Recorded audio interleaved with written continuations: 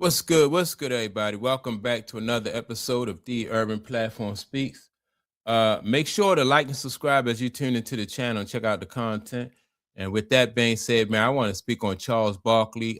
Charles Barkley, in my opinion, was like I think he was the from what I've seen, I think he was the greatest basketball player to never win a championship ring, right? And so I was watching a Kevin Johnson.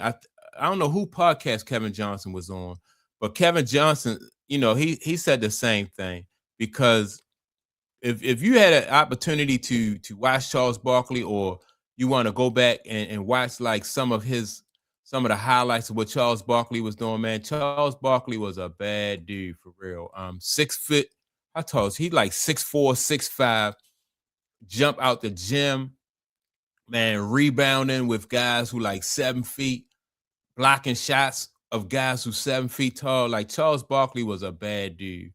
Um, like like if you was his size, you couldn't. He was too strong for you if you was his height. If you was taller than him, he was too fast for you and too strong.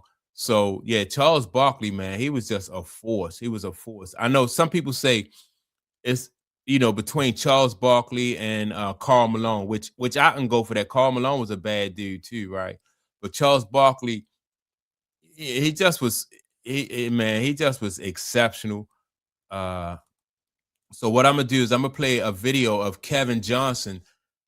Kevin Johnson was his teammate in Phoenix. Kevin Johnson also was a bad dude, and Kevin Johnson just was his point guard when he was in Phoenix. And Kevin Johnson was a bad dude too. But this guy, Charles Barkley, man, he was a terror. You definitely ain't want to have to deal with Charles Barkley. So let me play this video of what Kevin Johnson had to say about Charles Barkley, and then I'm gonna come back and give my I reaction. hate watching him on TNT and now ESPN with Kenny and Shaq, and they get on him about not winning a championship. That one, like, he deserved an NBA championship. That brother fits in that league of elite players that have won an NBA champ, and the fact that he does it pisses me off every time I see him on TV. Man, the thing that this brother could do on the court, could shoot threes, can dribble the ball up the court. How you gonna out rebound dudes that are 7 feet night in and night out at 6'4" and 3/4"? Like, that's just not possible. There was nothing that this dude couldn't do and he wasn't afraid of the big moment. He wasn't afraid of taking a big shot. He wasn't afraid to call it out on the court. Like, this is a brother you want to go to war with. You can say all we want. Well, Karl Malone didn't win a championship and all these great players. Karl Malone's not up there. That brother's the champion. And it's sad that he don't have that ring to signify that. And that one pisses me off. So look, now Kenny Smith do give Charles Barkley a hard way to go, but I think Kenny Smith and Shaq just be joking with him because to me, he definitely was a better basketball player than Kenny Smith. Now, was he as dominant as Shaq? No, but man, Shaq is a one-off. But Charles Barkley, man, and you ever see this guy coming down the lane full speed with the ball, and then he'd dunk it and hang on the rim? It looked like the whole rim gonna come down, man. This guy Charles Barkley just was a beast, and he could jump. Like, let me see if they show this, like off the vertical leap, man. He'll go up and look like he could with two hands. This guy was just, I'm gonna cut the volume down on this. With two hands, man, this guy, Charles Barkley, watch how high he be getting up on it. And you talking about a guy that's like they said, only 6 feet 4 inches tall. Watch this. I mean, this is when he was older and he still was, rocking, man, just rocking the whole rim. But watch how on this one of these plays right here, he's gonna go straight up off the vertical leap, and dunk it with two hands, and it look like both his elbows. Look, this right here, both his elbows is at the rim. That's when he was in Phoenix, right? So just imagine Charles Barkley early in the league when he was in Philly. If you get an opportunity, I advise anybody, man, who want to see what Charles Barkley really was like in his early days in Philly. It was crazy. That's why they called him the round mound of rebound, because he'd get the rebound at one end and then run down the other end and just dunk it. Man, this dude Charles Barkley was terrible. I can't think of anybody else besides Karl Malone who didn't get a ring who would be in the category with Charles Barkley. I'm trying to think who was as dominant and as good as Charles Barkley. You know, like I would have to say Karl Malone is probably second place to Charles Barkley. But you know, because Karl Malone was a bad dude too, but he couldn't do the things. He couldn't shoot that 3-pointer like Charles Barkley could. He couldn't take you off the, you know, Karl Malone had a mid-range. He had more of a low post game. And once he got into his areas where he was comfortable in scoring and shooting, you know, what's the guy named John Stockton set Karl Malone up for a lot of his points.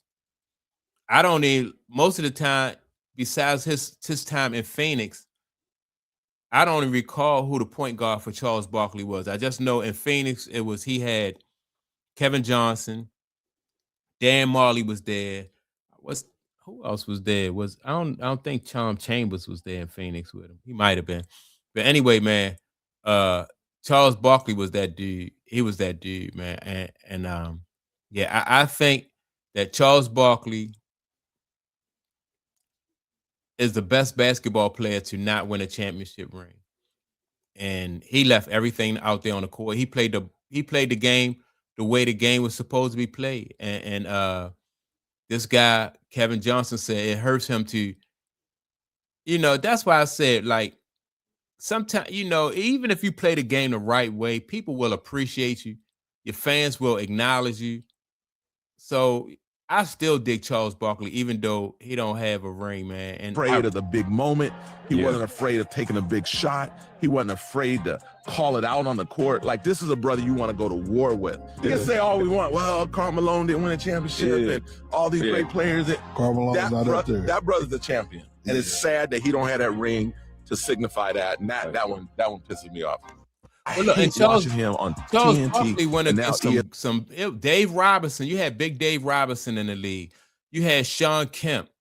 You know, he went against some big bad dudes in the league and was doing his thing. You know, it wasn't like, you know, people were shutting Charles Barkley down. It wasn't even that kind of party, man. Charles Barkley was doing what he wanted when he wanted.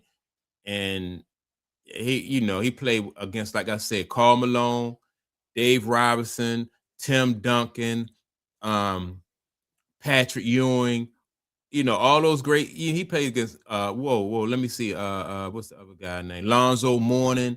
It was a lot of really good basketball players in the league, power forwards and centers, and it didn't even matter.